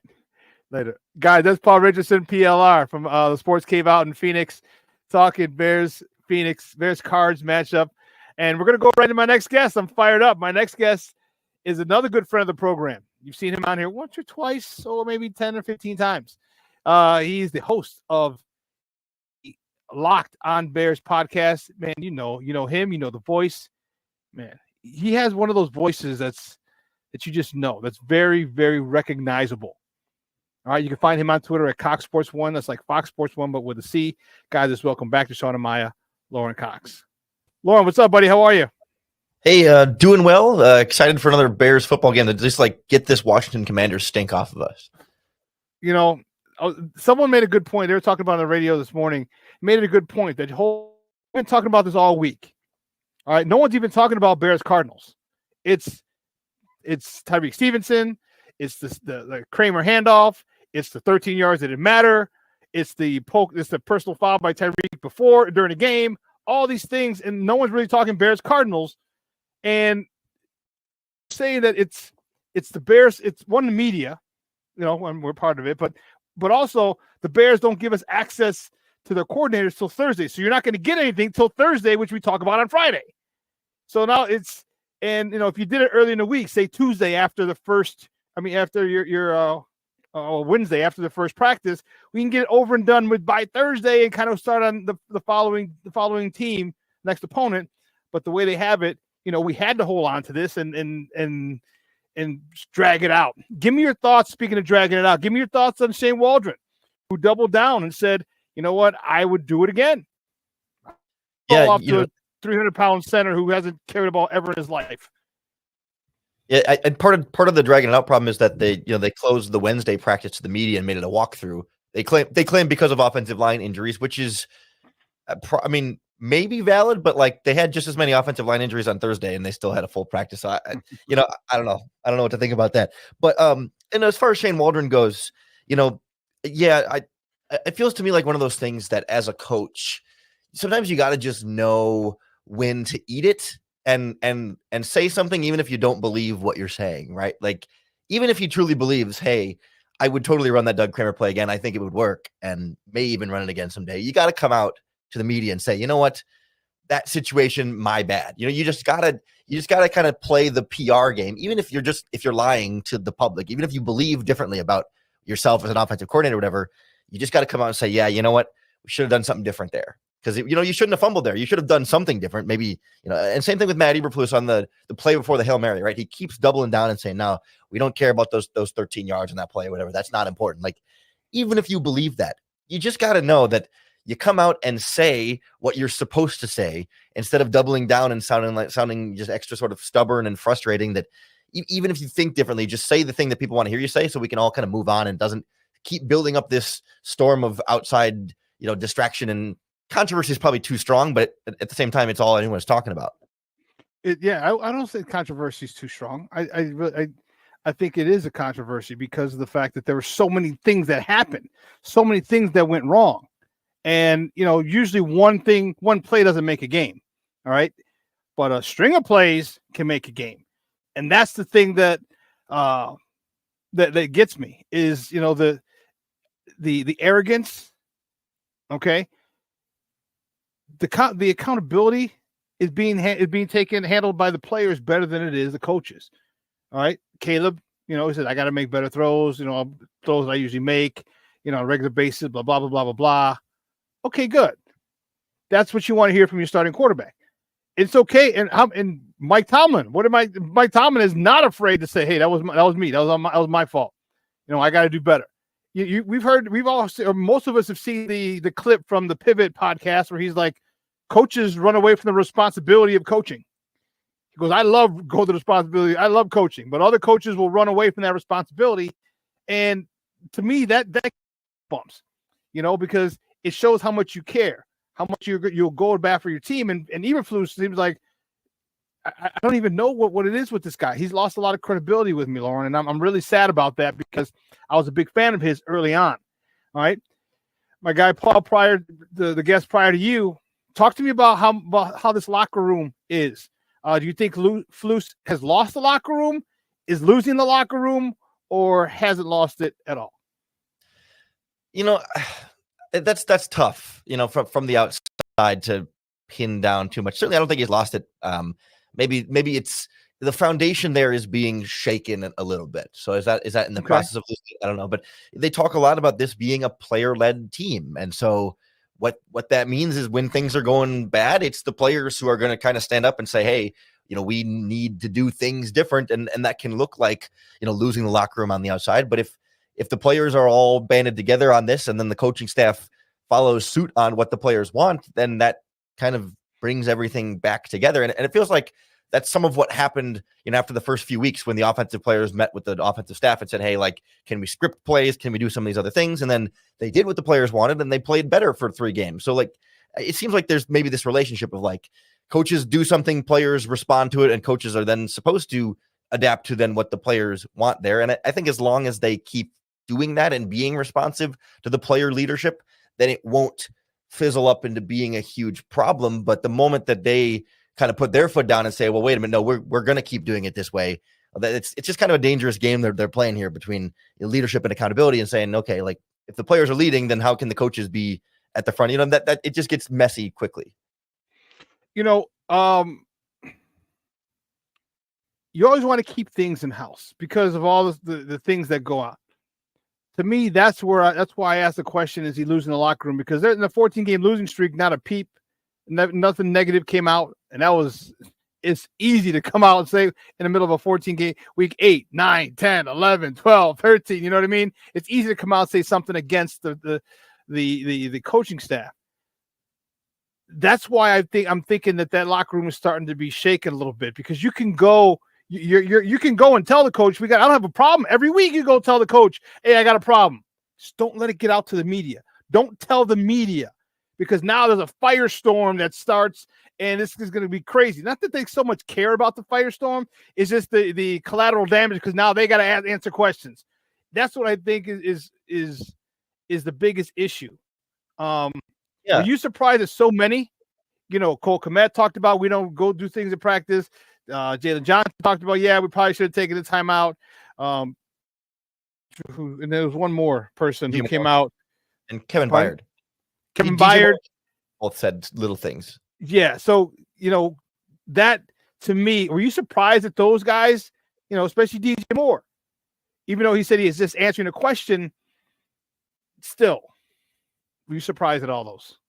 Yeah, a little bit. I was surprised that it was like all of them at the same time, right? Like that's, and every week, okay, one guy might have an answer that maybe says a little bit more than he meant to or whatever. But I also think, like, comparing back to like the 14 game losing streak, like it's a reflection of the standard being a lot higher now, right? That they have brought in players who expect to win and want to be better and want the caliber of the Chicago Bears team to be better, as opposed to that 2022 team. I mean, a lot of these guys that we're just talking about weren't here. I guess Kmet and Jalen Johnson were, but they weren't really, they were second year in their careers. I think they weren't really leaders yet on this team, but all of the, the leaders at that time are gone. I mean, Cody Whitehair, Justin Fields, David Montgomery, Robert Quinn, Roquan Smith, Eddie Jackson, like that group of leaders that didn't speak up and didn't, have that pushback, they're all gone. And now it's guys, like Kevin Byard, who has a history of winning and being successful and holding his team to a higher standard. I guess DJ Moore doesn't quite have that from Carolina, but Keenan Allen from the Chargers, right? Like these are guys who were brought here to elevate the level of play of this team and the culture and the expectations. And so when the team is failing to meet that, they're going to say something to try and make sure that they're going to get this on the right track. That's what the Bears signed up for by bringing them in. But yes, again, saying it to bring it up to the coach, I got no problem. All right. Because we didn't find out about that meeting until after it happened. I mean, it wasn't like the day after. It was like, oh, we had a meeting, a couple of weeks ago. And they're like, whoa, what? Wait, what? Saying you had him tell him to coach you harder. That a couple of weeks after. Right after the game is in the next day or so is when all these things came out. That's the thing that's bugging me. And that's why I'm thinking that it's you got to get back on the grass. You got to get out there. You got to win this game. And it's good. Winning, as is the best remedy for all of this garbage. Talk to me about Caleb. Your expectations for Caleb this week. He had a poor game. I chalk it up to going home, probably having to buy 800 tickets, right? For his family, friends. His high school team was in the house. My buddy was one of my college buddies that I played ball with was his high school coach. They were on the field. You saw pre-game. They were holding the flag, part of that, which was pretty cool. That's got to do a lot to you when you go back. And many people put him in Washington. The Bears going to trade it for the Hall. I was one of them. Bears trade him for the Hall. Washington gets the number 1 pick. They get him. He goes back home. So there was all this stuff. I put his poor performance last week as probably just going home jitters, which can happen to anybody. But give me your thoughts on Caleb last week, the first 3 quarters, the fourth quarter, and then how do you think he's going to be this week? Number 1 versus number 1 overall pick. There's some normal rookie quarterback ups and downs there, right? That he's not going to throw for 300 yards and 4 touchdowns or 5 touchdowns every single week, right? He's going to have games where he doesn't. I mean, no touchdowns, no interceptions against the Commanders, and like that's just part of the rookie quarterback experience. It's not always better. But the fourth quarter was what really, I think, solidified or not that you were losing the faith in Caleb Williams at all, but it was sort of like there he is. He's still great. I mean, the final 10 minutes, those last couple of drives, he was like 6 of 8 for 95 yards. And I mean, just absolutely lit up the Commanders defense. And it was like, there's special individual quarterback play from Caleb that reminds you that he's still right on track, right? He's going to have these bumps and along the road. And I put a lot of the blame on just how bad the offensive line was. I mean, the Commanders blitzed the crap out of them and they were still having trouble picking that up. And I think the Cardinals are going to try and do the same thing, especially because, both of your top 2 left tackles are injured right now. Your left guard, Tevinjenkins, was missed practice on Thursday after being limited on Wednesday. So he's heading in the wrong direction. So you'll get Larry Borum back at one of those spots and you hope maybe Ryan Bates can play the other, but it's going to be a weak left side of the offensive line. And you don't necessarily love the center and right guard either. So I'm worried that it's going to be a similar matchup with the offensive line struggling, and then Caleb having trouble getting going a little bit more against Arizona again. But I don't think Arizona's offense is nearly as good as Commander's offense, so I think the Bears can be okay. Yeah, I hope they run the ball. And I think, and Paul was telling me, the guest prior to you, that they have the 27th against the pass. So that doesn't mean pass immediately. That means start running the ball. That means force them to bring an extra guy out of that second 27th rated pass defense into the box so you can really exploit them. And I hope Coach Waldron learned the lesson. And he seems to be very malleable, where things go wrong. Okay, I'll try this. Okay, I'll try. Hopefully that happens, because if he does, then, and here's the thing that I said prior to the 2 games before last week. If they give this team the proper respect that they deserve, they'll blow them out. If you don't, and you go jaw with fans, and you don't do shit in practice, you do everything half-assed, it's going to be another close game, and you have a chance to lose. So hopefully Coach Eberflus instills in them, make sure you give this team the proper respect they deserve, practice like with the respect that this team needs, and I'll tell you, if they do that, Lorin, we will blow this team out. If they don't, man, we got a game on our hands. Yeah, that felt like they had turned the corner on that, because yes, they blew out the Jaguars and the Panthers. Like, that's what good teams blow out bad teams. The old Bears used to play down to those teams and say, oh, well, you're playing a bad Panthers team, well, it'll be a close game, or you're playing a bad Jaguars team, it's a close game. Like, if you want to be a big boy team, then you got to beat the bad teams badly. And we felt like they were making that progress. We'll see where Arizona falls on that spectrum, because they've been kind of a Jekyll and Hyde team this year too. Yeah. They can kind of have good games, and then they can be terrible. Yeah, and I agree. I like that. I like the fact that the big boy teams beat up the little punks, and that's what they did, and I loved it. So hopefully we get another 5 offensive touchdown game. Okay, that'd be dope. That'd be really good. Hey, Lorin, great stuff, buddy. I appreciate your time. Do me a huge favor, though. Let everybody know where they can find you and your work online. Of course. Appreciate you having me on every time. It's always a pleasure. You can follow me on Twitter at CoxSports1, and you can catch me on the Locked On Bears podcast 5 days a week on YouTube or wherever you get your podcasts. Great stuff, buddy. We'll be in touch soon, man. Thanks, and bear down. All right, thanks. Have a good one. Guys, that's Lorin Cox from the Locked On Bears podcast, talking Bears football with your guy. We're going to take a quick break, and then we're going to finish up with Bears content, Bears talk on the other side of the break, so don't go anywhere, folks. Because I'm getting a little pissy right now. I'm getting a little pissy. You might have a little get off my lawn, a smaller get off my lawn, Shawn segment right now, because I'm getting a little pissy. So keep it locked right here. Shawn and Maya in the morning on Sports Zone Chicago. Hey, it's your boy, the SuperBack, Shawn Sierra, and be sure to follow Sports Zone Chicago on all social media platforms, on Facebook, Instagram, and our Roku channel. You can find us at Sports Zone Chicago, and on Twitter, we are at Sports Zone Shy. Also, be sure to download our mobile app so you can take Sports Zone Chicago with you on the go. Time out. How are you feeling right now? Happy? Excited? Angry? Overwhelmed? One of the best things you can do for your mind health is to name what you're feeling. It can sharpen your awareness and help you talk about your feelings with someone you trust. Here are 3 questions to ask yourself. Where are your thoughts right now? In the past, the present, the future?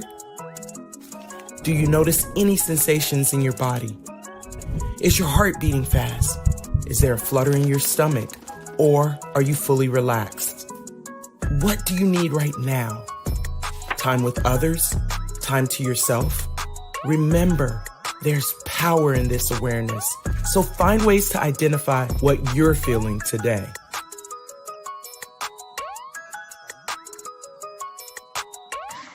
Hi, guys. Hey. Hi, Megan. Hey, Jessica. Megan, you're a tramp. Brian Fitch told me you guys made out. Everybody knows. He said your breath smells like garbage. And he almost puked. He says you're the most desperate girl he knows, besides your mom. How many boyfriends does she have anyway? Lots? Your makeup makes you look like a clown. That zit is huge, zit face.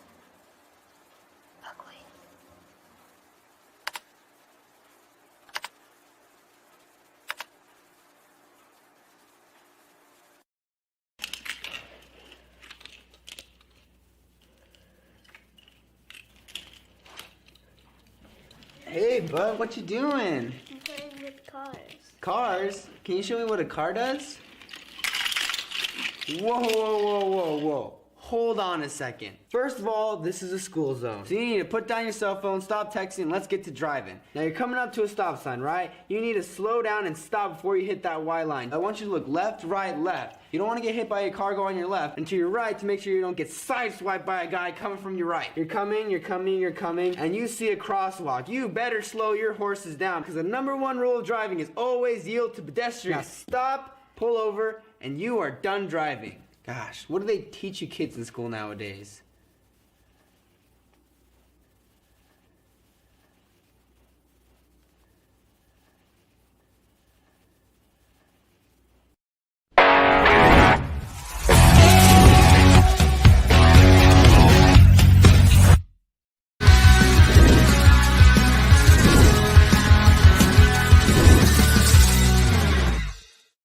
As you reflect back on Sunday, the handoff to Kramer, the goal line, what made that the right decision in your mind at the time? And as you've gone back since, how do you reflect on that play call? Well, I'll work backwards on the question there. Reflecting on it, I think every play call that doesn't work out, you go back and look at it and see, was it the best call in that situation? And I think I'll always look inwardly first. And every play call that doesn't work out, obviously you're going to have a sense of, what could I have done better as a play caller? What situations could I have put those guys in? But I also, going back to the play, I have all the confidence in the world in all of our players. And I think something that we've repped and worked on came up in the moment as a 3rd and 1 call there. It didn't work out, but what I was most proud about was seeing then our defense go get a 3 and out.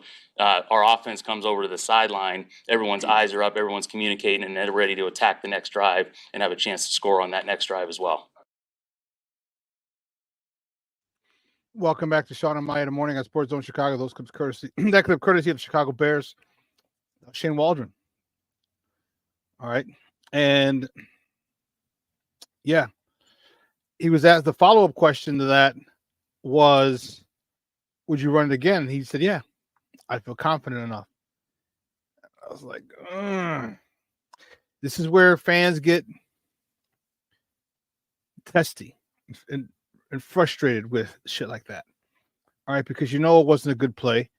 And you can, it's okay to admit you had made a mistake. It's okay.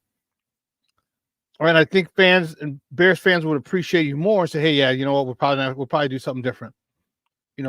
Hindsight's 2020. If I had to do it over, this is what I would do. It's okay to not be right all the time.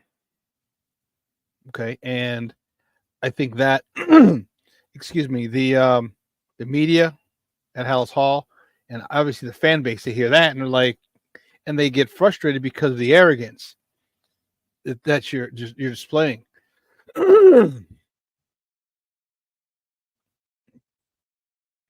Pardon me. The arrogance that you're displaying, and I think that it's like they sit there like, you think we're dumb, don't you? You think we're dumb. Like, that was a stupid call. Just admit it. And I think that's where a lot of the vitriol is coming from, is your refusal. You're wrong. You just won't admit it. Well, it wasn't my fault. Isn't that my, and then the coach talk. When they asked him, he's like, well, yeah, we repped it and I felt confident. We repped it and I felt confident. We repped it and I felt confident. Okay, you could have felt confident, but I'm sure there are other plays you feel confident in as you didn't want to run at that particular point. It's okay. But he's taking his cue from Flus. Look, here's another thing.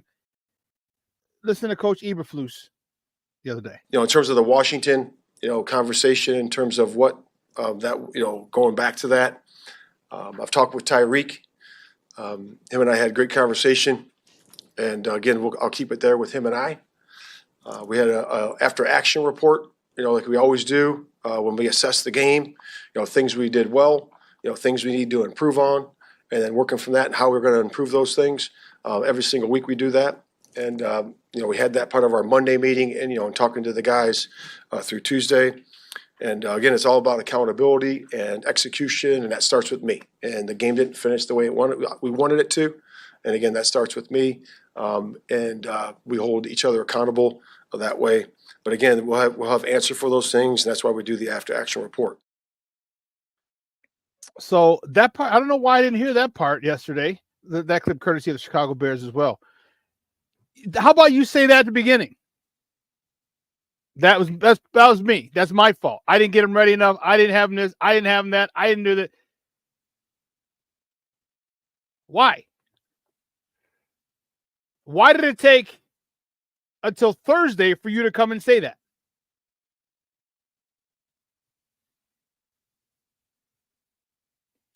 Barlissimo, what's up, Papa? Thank you for checking in from across the pond. Yeah, I don't think he threw him under the bus. He just said me and him had a conversation.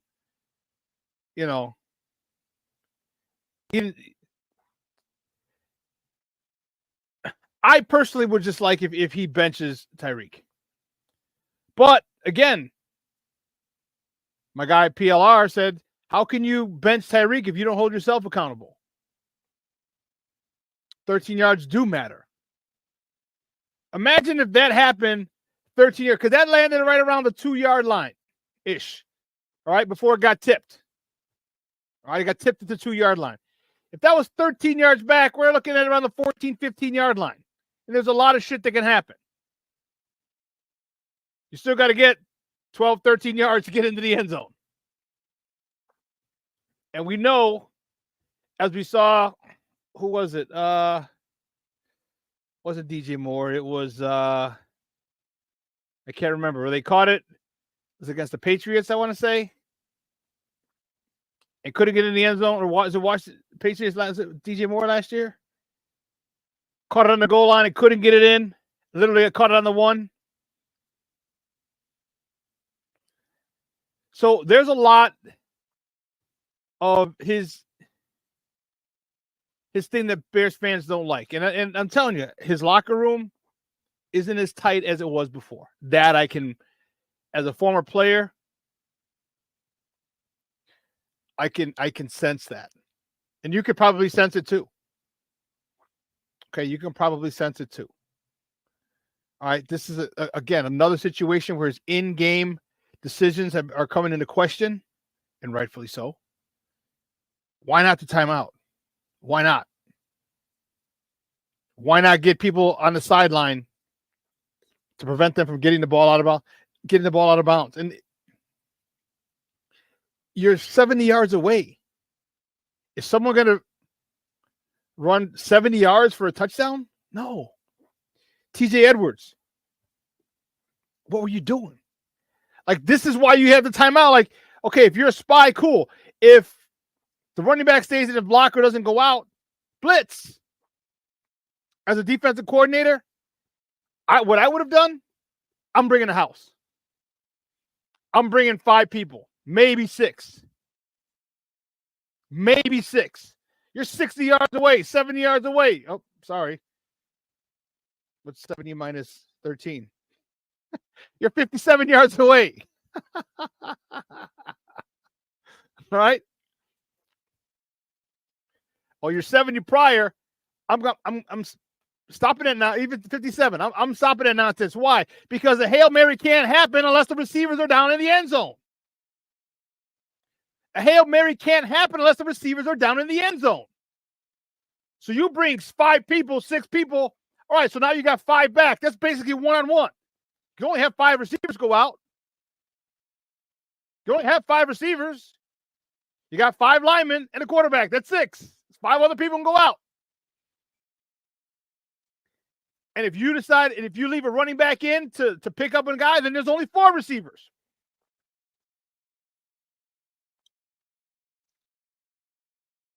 Pressure. Bring pressure. Bring pressure. Bring pressure, because you know what's going to happen? He's going to be forced to run. There's going to be a lot of things happening where he can't sit back and step up. It's going to be a lot of one-on-ones, and you're probably going to overload. You bring 6 people, whew, there's no way. No way. You bring 6 people and run a stunt as well, there's no way that the receivers have enough time to get down there for him to throw it. None. If he starts running, trust me, that's 60 yards away that he's got to score. You'll see shit. You'll see him running like, oh, boom, when they turn around and run, or attack the ball. So very frustrating.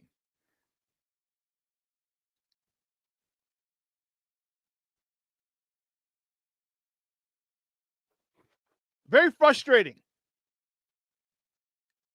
when your stubbornness gets in the way.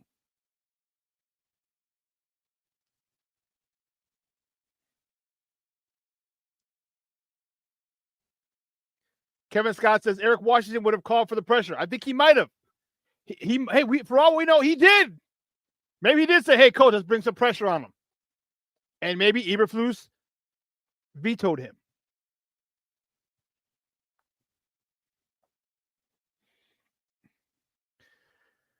But this is what we got to do this week. We got to get out. We got to start strong. We have to initiate that run. We got to come out Tyson style.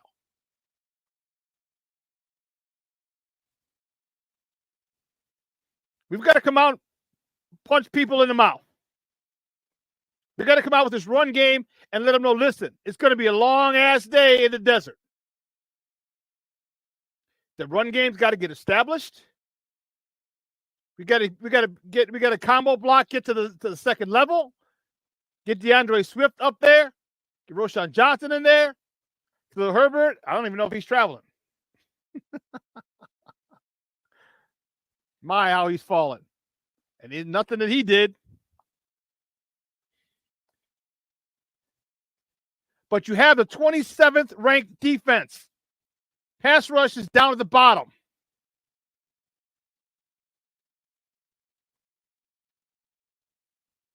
This is where you don't, like I said, you don't just start throwing the ball all over the place. You don't do it. What you do is you run the ball. You say, we know your weak spot. But what we're going to do is we're going to create another weak spot. We're going to attack you on the run. You can't stop the run. We're going to keep running the ball.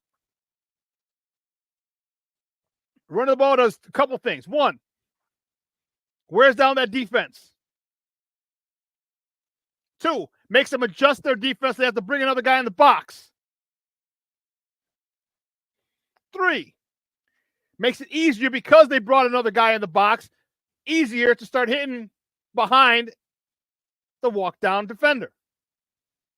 And three, keeping that offense, Arizona's offense off the field. That's how you shorten the game.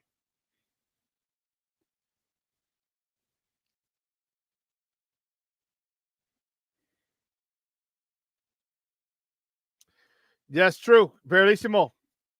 This is a fun fact. If the Bears win in Arizona on Sunday, it will be 2 firsts for Eberflus. The first will be an away win on a Sunday and an away win against a team 500 or better. They're 0-17. Yeah, not really a fun fact. It's a fact. I don't know how fun that is, but it's a fact. Oh, man. But I'm excited. I want to see how this locker room, this team, plays for Eberflus.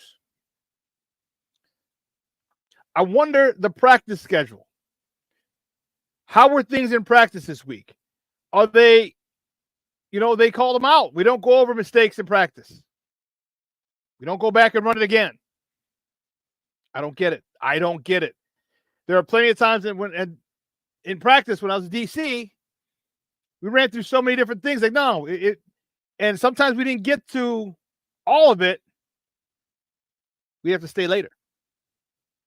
I know you got CBA rules and you practice, but man, if they're not getting it done right, they're not getting it done right. You got to sit there and you got to get it done. You got to get it done. And I think you should at least allow an extra period, a 5-minute period, So say, I don't know how long they can practice. All this is collectively bargained. But whatever the fact is, say you practice an hour and a half. Okay? If everything is perfect, and they usually break it in periods, it's usually how teams do it. That's how we did it in college when I coached. Your practice, if everything goes perfect, gets done in an hour and 25 minutes. Okay? If everything's done perfect, an hour and 25 minutes. 5 minutes before, you give yourself that extra 5 minutes in case you need to go over things, in case you need to walk through things again, in case someone didn't get it. And then my question is, what's conditioning like? Do they even condition? From my understanding, it's no. All of us who played football, you remember after practice, get on the line. I'll be on the sideline. We have 4 groups: O-line, D-line, wide receivers, wide receivers, DBs, running backs, tight ends, linebackers. You 4, let's go. Half gassers or gas, whatever we're running. Where's the conditioning? They've got to do a better job at practice. They've got to do a better job of taking care of the details. Remember, if you take care of the small things, there are no big things.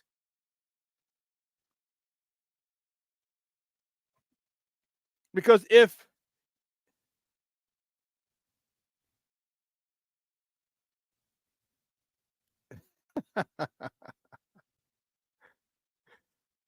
you say this deadpan face, this is hilarious. Bellissimo says, Shawn, as a Bears fan in England, when I'm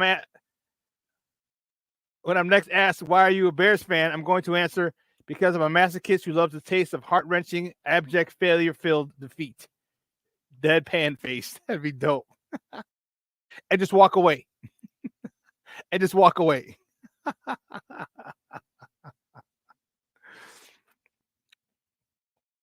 But the problem with a lot of this is that we know the Bears can do better. The Bears have shown us they can do better. All right, you had a team on the ropes. You literally had that game won when you had no business on God's green earth winning that game, even close to winning that game last week. And you had the lead with 25 seconds. Now you got an Arizona Cardinal team. Okay? You got an Arizona Cardinal team who you can... What's their record? They're atop the West. They're 4-4. Not a great record, but nonetheless. So you beat a first place. You lost to a first place team in 25 seconds away from beating one first place team in the NFC East. And then you go and if you beat this team, you beat the first place team in the NFC West. You got to beat the South and the Central. But I digress.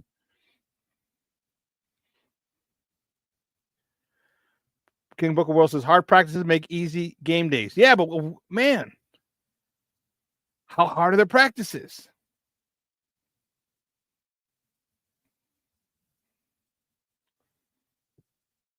You know, for a guy who says we got to get on, everything's done at practice, how hard are the practices?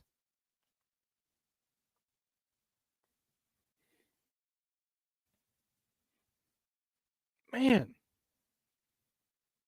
Because this team, I'm telling you, we should be buyers at the deadline. We need to be buyers. Because this team we've seen can make some noise. If this offense gets in rhythm,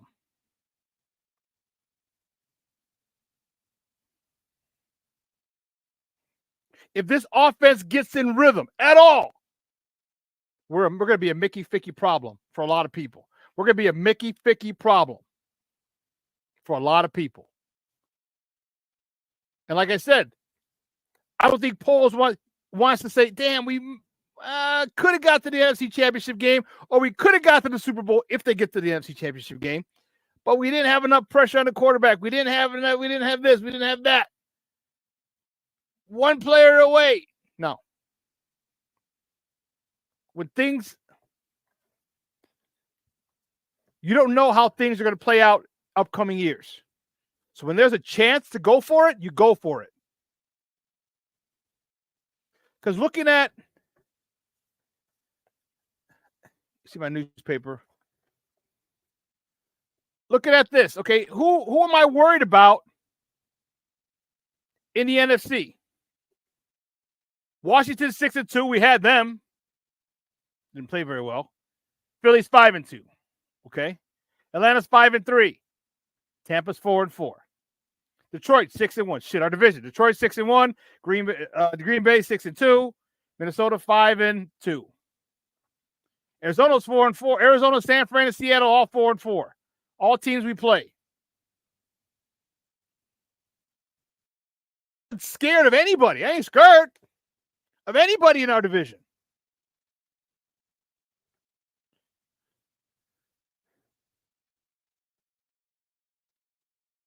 No one in our division am I scared of.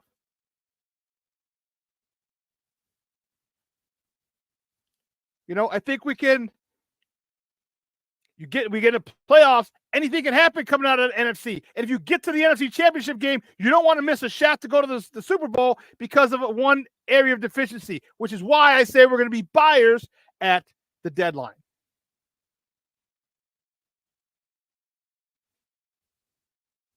Detroit is good. Green Bay is good. Minnesota's good. See, the problem is the coaching. That's the issue. Bellissimo, perfectly stated. I'm not scared of any other teams in the conference. I'm scared about the coaching competence of our own team. I couldn't have put it better myself, my friend. Couldn't have put it better myself. That's what we're worried about. And that's the thing that Ryan Poles has to deal with. Like, man, I could go get another stud. Because I'm telling you, here's my thought. Do what you got to do to go get Myles Garrett. Do what you got to do. Okay? He's on a contract through 26. So you got 2 more years with him. That's right when our Super Bowl window should be opening. What if it opens this year? What if we're playing the Philadelphia Eagles and Jalen Hurts gets injured? And I'm not wishing that. I'm just saying what if he does, because what if that happens? And now they don't have a quarterback. A key player can get injured at any time, and that changes the complexion of a game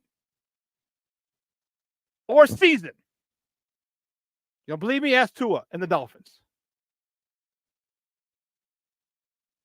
But what they got to do is handle the task at hand, and that's the Arizona Cardinals. And what I hope has happened is that they've given this team the proper respect that they deserve, because they didn't give Washington the proper respect they deserve, and Washington was the first-place team.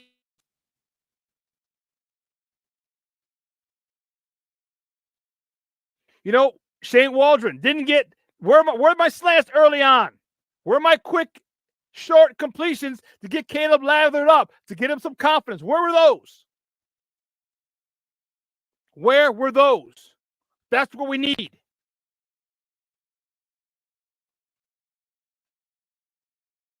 Get him going. Hand that ball off. You tell the offensive line, look, we're running the goddamn ball 35 times a day. Do you understand? 35 times. Get your big boy pants on and let's go. Impose your will on this team that sucks. I'm not going to have you backing up all the time. I'm going to have you go forward all the time.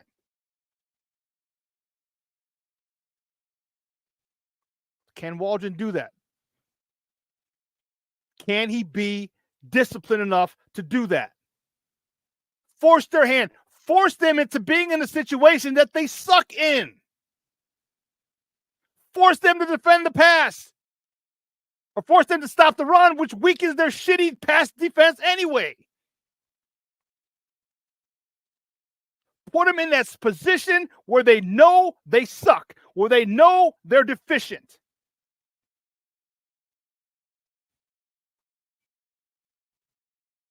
Because if you can't stop that run, that's a slow, painful death that wears out the defense, keeps the offense keeps Arizona's offense on the sideline, but also not in sync because you're on the sideline so long. Give me a couple of 8, 9, 10, 12 play drives. 6 minutes, 8 minutes, 10-minute drives. And as far as people were worried about the Doug Kramer situation, Listen, I'm bringing that sumbitch right back in on short yardage. That had nothing to do with last week.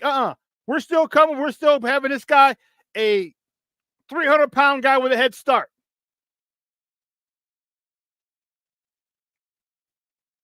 That's what we're doing. He ain't getting the ball, but he's coming to wreck some shop.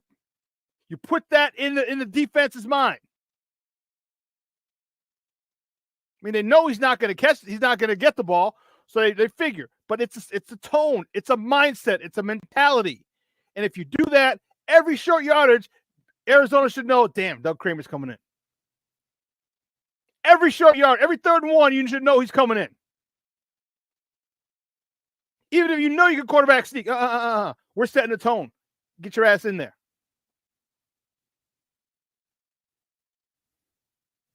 Both sides. Run it to both sides. That's the thing. They're always running to the right. Run to the left this time. Who's the guy that you want Doug to destroy? Leave him unblocked. Give him a jab. The tackle or the guard get up to the next level. And here comes Doug Kramer with a head start. Boom. The guy is ready. He's ready to stop because he was stalemated at the point of attack. And now he has to restart again. And the 300-pound guy is coming with a head start. Boom. That's a blow-up block.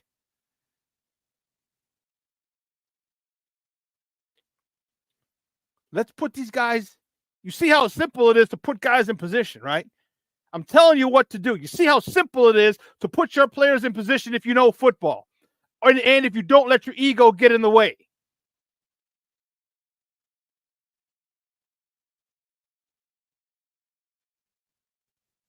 And most importantly, if you don't let your ego get in the way. Football is not hard. You just make it hard because you want it. You want to. Why? I don't know. But we'll see.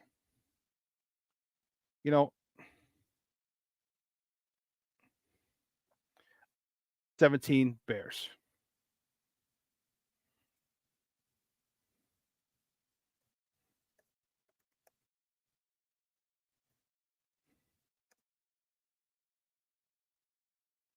(28-17) Bears. Well, listen, 2 hours is coming and going. I want to thank my guest, Frank Arriaga from CBS.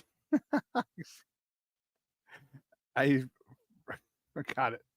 WBM Network down in Dallas, talking baseball with us and what we're getting with Will Venable. I want to thank my guy, Paul Richardson, PLR from Phoenix, talking with us about Bears, Cardinals.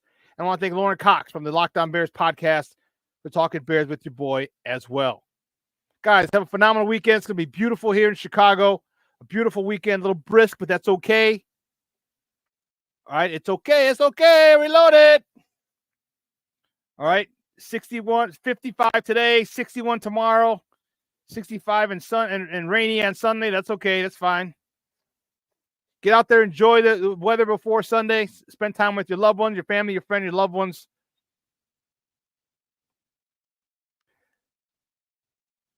I appreciate the love. I appreciate the support. And I will see you on Monday. Remember, make sure you reach out to your peoples. Reach out. Go see a Bear game together. Make memories with your people and your loved ones, all right? Because as I always say, tomorrow is promised to no one. So for everyone here at Sports Zone Chicago, guys, I'm your boy, the Superback, Shawn Sierra. Have a phenomenal weekend. This will be replayed at 6, 12:15. We're going to have Sid and Lakina. And 2, I'll be on here again with the Bears Den. All right? So for everyone here at Sports Zone Chicago, I'm your boy, the Superback. I am out.